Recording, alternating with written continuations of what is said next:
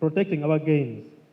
It resonates with the NRM historical mission of guaranteeing Ugandans prosperity and security.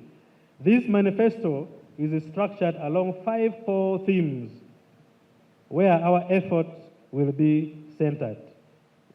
These are: we are promoting growing the economy and creating wealth.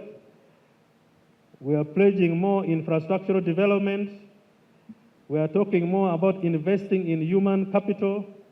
We are speaking more about democracy, good governance, and security. We are pledging more commitment towards regional integration and political federation. The manifesto is not merely a document, but a promissory note of what NRM government will offer to this nation. It is a product of evidence-based research and analysis. This Kisanja Manifesto is therefore a compact for Ugandans. This compact is not just a pledge or an undertaking, it is a statement of intent that NRM wants to continue to deliver as we have historically done over the past years. But for us to sell this manifesto, there are some things which we need to know. First, discipline. If we don't pull up on discipline, things might be difficult for us. I'm appealing to you, honorable members, first of all, to love one another. Let us work together. This infighting must stop, and stop now. It must stop and stop now. Let us move together as one group. Let us campaign as one group. We can reach anywhere. And this time is going to be very soft for us because we are going to use our structures to campaign. We must respect our structures and we must use our structures.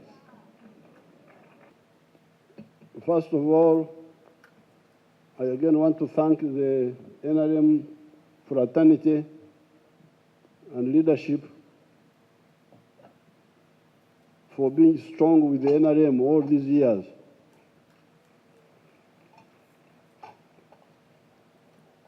And secondly, I want to thank you for supporting my candidature. First of all, electing me chairman of the NRM again for another 5 years, 2025 to 2031. And then also electing me as flag bearer for presidential contest for the President of Uganda for the period 2026-2031. Thank you so much for the support. I thank my nominators, Dr. Gunda and the Muzukuru from Arua, who nominated me. Now here, with the manifesto, we are not just talking about this manifesto. We are talking about the work of the NRM for Uganda and with Uganda for the last 60 years. Our theme today of protecting the gains and ensuring a qualitative leap to high middle income status is our logical next step now, given what we have already gone through. Everything we are saying is linked. It is not one thing, they are all linked. And they are all in this manifesto. Now, under A, I have got 7 points, which are what Secretary General Todwong and Vyarahanga talked about. What the NRM has given to Uganda has first of all been peace. Peace to the country. No war. And security. This has been ensured by you people, the Wananchi, and the UPDF. So this is number one. This is number one gain. The number two, development, meaning development of social infrastructure like schools and health centers, the details which they put there, and also economic infrastructure. They are all there in the manifesto. The roads, the railway, the airways, they are all covered. Development covers infrastructure mainly, economic infrastructure, and social infrastructure. So that is number two. Number three is wealth creation. You, the leaders, you should really know that to strengthen the NRM more and durably, you must do what we in the student movement did in the 1960s when we started the campaign in the cattle corridor. That's why I used to invite you to come to Raikitura. Because that cattle corridor, the people were very, very backward. They were nomadic, poor houses and so on. They had cows, but they had no value. And then we had to solve the issue of what enterprise can they do that will give them income. Now you see how they are. They have money. They have built very good houses, as you can see. Number four, jobs. Jobs. Where do jobs come from? Jobs come from wealth. Yes, there are a few public service jobs, but those are not enough for all the people of Uganda. The bigger number of jobs is from the private sector. And when people, but how does the private sector create jobs? You create wealth. The wealth is yours, your personal wealth. But in the process, you create jobs. Then number five, service delivery. Service delivery, meaning healthcare, security, crime prevention, education, transport, all those are services. And Todwong and Vyarahanga have talked about them. So you, the leaders, you need to be clear about all this. Now, number six is market. Because when you are explaining to the population, they need to know what we all need to do, what is needed to be done.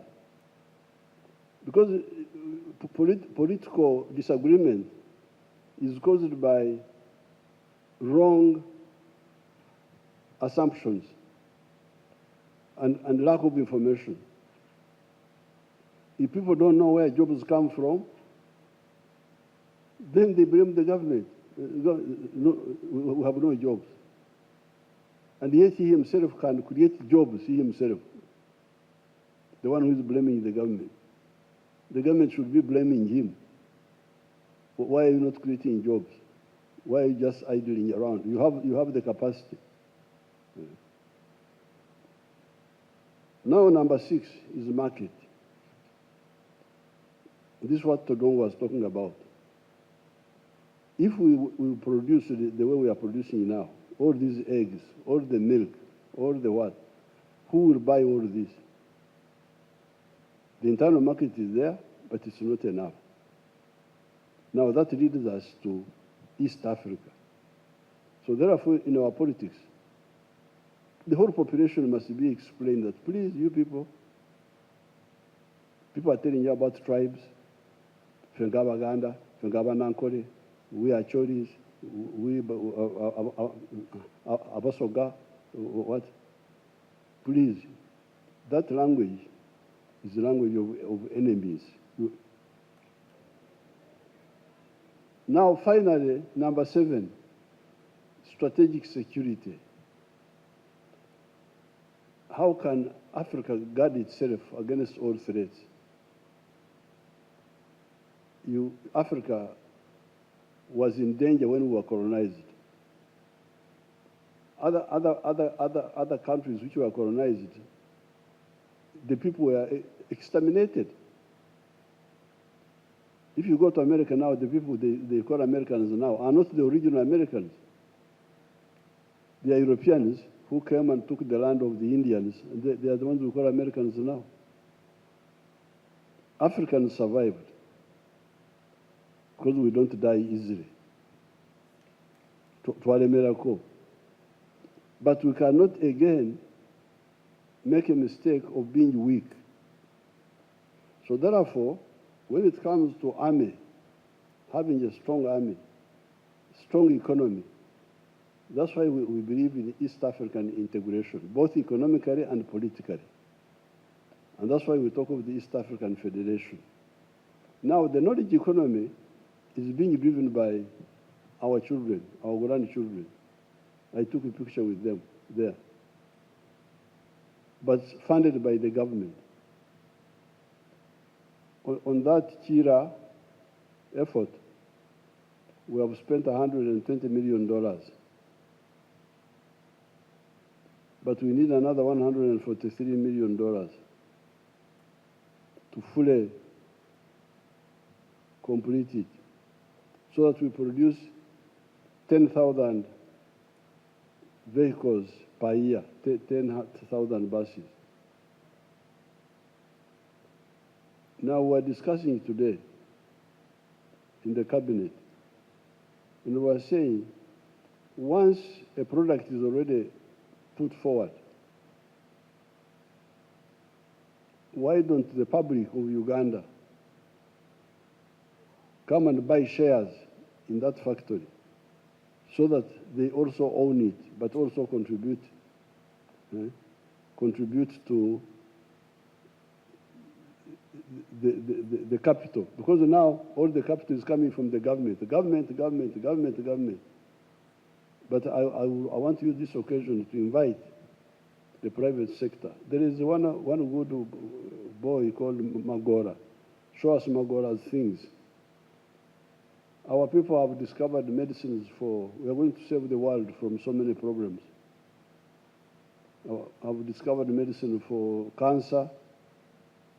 Those are the scientists.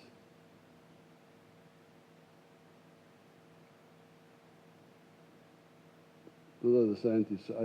All those are our grandchildren. There, the Chira one. So when you hear us say that Uganda's economy is going to be 500 billion in the next few years, instead of the present 66 billion, it is because of what I have told you here. The value addition, the diversification, now the knowledge economy. This knowledge economy, the economy based on science, Now, C now, A, B, C. C, in this Kisanja, this coming term, there are a number of mass issues that affect the masses, which you, the leaders, must deal with. Number one, poverty and jobs. You must get rid of poverty in these villages through PDM. And it's very easy. Omwavu nazara abavu. A poor person produces poor people. What sort of society are you building up? And the leaders don't concentrate on that. They are talking about other things. This is really a betrayal. So therefore, number one, wealth and jobs in the homes. And the solutions are there. PDM is there, Emiogo is there.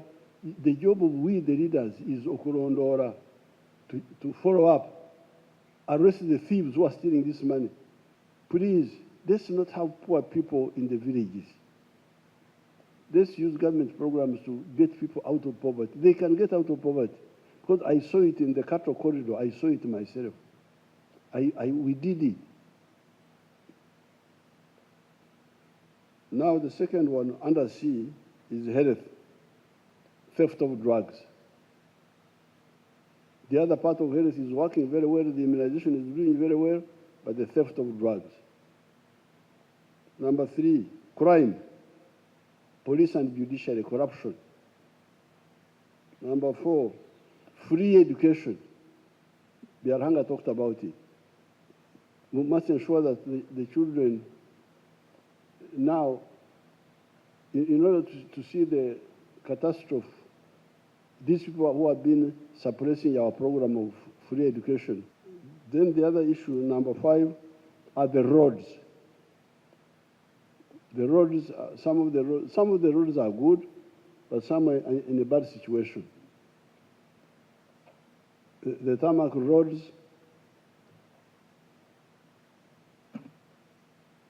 there was some under-budgeting which crept in, and bad planning. Some of the tarmac roads have not been repaired in time, like the one of Muvende Fort Poto, Muvende Mtiana, even the one of Bundujo, even the one of, we have identified those roads. We are now going to work on them. But the problem was bad planning in the Ministry of Works, but also bad budgeting. The pressures you bring, we must have a new district. Now. We must have a city status. Now, what is the point of having Fort Portal city, but the road to the city is in a bad situation? What planning is that?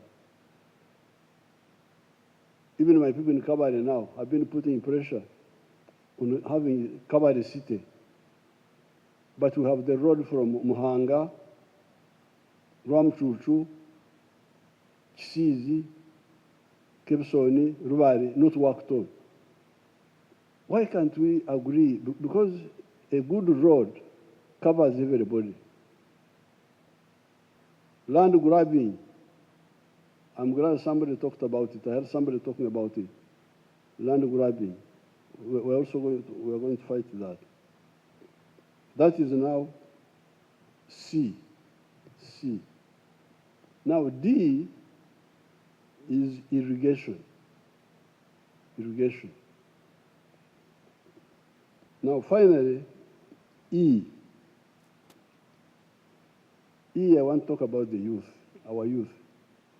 There are very bad people in newspapers like the Monitor, of course from international, who give messages to our young people which need to be helped. They try to make our young people only concentrate on pleasure, ebinyumo, chi.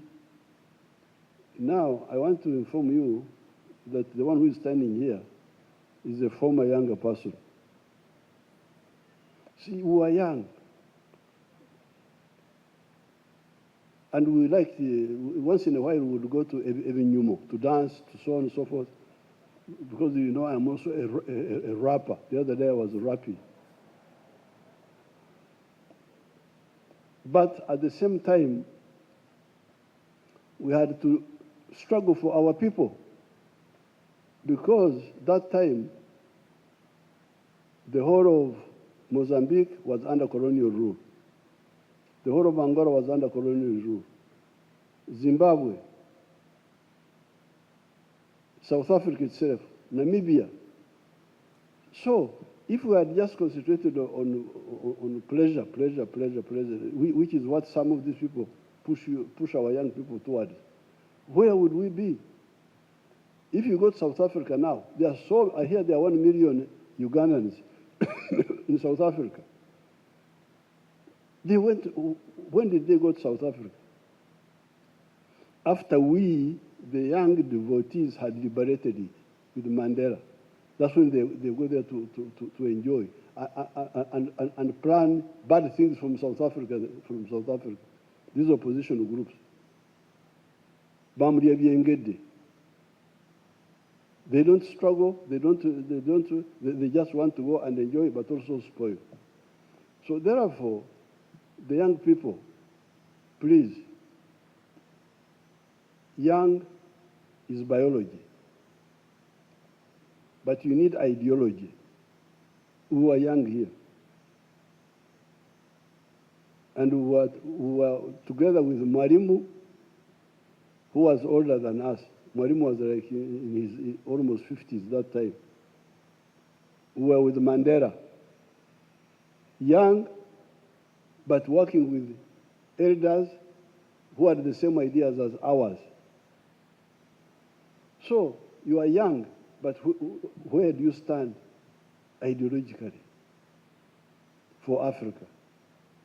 Because we are saying, number one, love Uganda. Other people say, no, don't love Uganda, love your tribe. Know how to be ready to protect this country. Because we are talking of defending the gains and taking a qualitative leap. But it must be done by the young people who must know what they are doing. Fortunately, I have all these groups. I have the Generation X in my house, in my nuclear group. I have the Gen Z. So please, our young people should not be misled by, I think these are, if you read the articles in Monitor, that Monitor is an NMA paper. Their job is to soften Africa. Of course, you remember they were promoting homosexuality. You remember? Yeah. Those groups. So they want to destroy Africa culturally by rendering our children to be disoriented. Yeah. We must have young people who work, who create wealth. Yes, they can have pleasure, but pleasure must be with or after work. So with these few words, it's now my pleasure to do what? I launched the manifesto now. And all the generations are represented in the team that has been selected.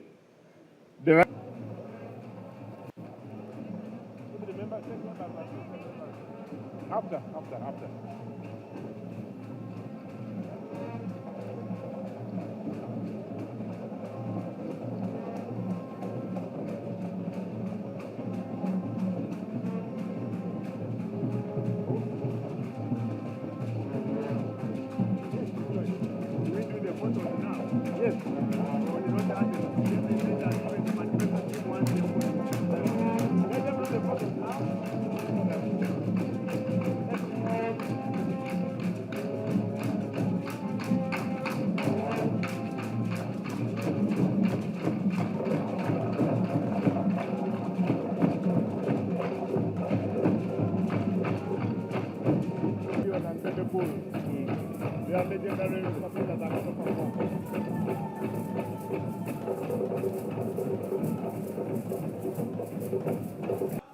Joining His Excellency the President for the photo opportunity, members of SEC that are seated this side. Can you please move Secretary General lead the team, Your Excellency the Vice President, those 6 people. Your Excellency of the Republic of Uganda, the first National Vice Chairman, Excellency the Vice President Emeritus, on behalf of the party. As the National Chairman of the party and our presidential candidate, Mama Jessica Alupo, thank you so much. We have Mr. Uhuru.